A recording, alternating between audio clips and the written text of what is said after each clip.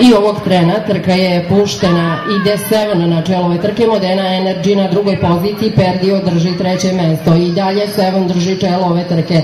Seven na čelu trke, na drugoj poziciji sada Perdiot s polja i dalje na čelu trke Seven sa Rizvanom Sakićem. Perdiot pa Šamaj sada ugrožava drugu poziciju Perdiota, Šamaj preti da ugrozi prvu poziciju Seven koja je odmah povela ovu trku. Šamaj sa Zoltanom Vargom na čelu trke, tu su i Seven i Perdiot. Šamaj, Seven i Perdiot, Šamaj izlazi daleko na čelo ove trke, ali se iznela na stranu, oni su prilično neiskusni.